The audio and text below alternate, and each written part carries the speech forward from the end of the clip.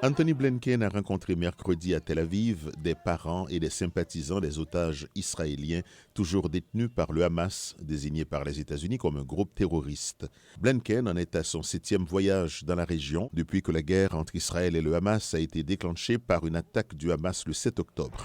Il est à la recherche d'un accord de cessez-le-feu qui libérerait les otages et permettrait une pause dans la guerre qui a fait près de 35 000 morts palestiniens, selon le ministère de la Santé de Gaza.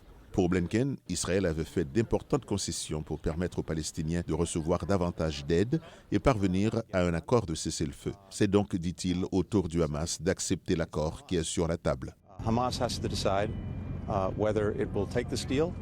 Le Hamas doit décider s'il accepte cet accord et s'il fait réellement progresser la situation des personnes dont il prétend se préoccuper à Gaza. Il n'y a pas de temps à perdre. Mais après un voyage bien rempli en Israël, en Jordanie et en Arabie Saoudite, Anthony Blinken rentre chez lui sans aucune nouvelle de l'accord de cessez-le-feu. Les observateurs s'attendaient à un accord plus large qui aurait impliqué la normalisation des liens entre Israël et l'Arabie Saoudite, éventuellement en échange d'un accord qui aurait mis fin à la guerre dans la bande de Gaza. Netanyahou, lui, reste inflexible quant à une éventuelle offensive terrestre à Rafah, une ville qui abrite au moins 1 million de déplacés palestiniens. Voici comment l'analyste Brian Katulis du Middle East Institute comprend la situation.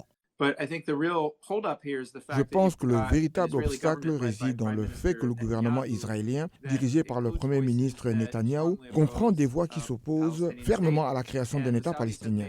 Les Saoudiens ont indiqué très clairement qu'ils souhaiteraient un cessez-le-feu dans cette guerre à Gaza dès que possible. Ils veulent aussi voir un engagement en faveur de la création d'un État palestinien.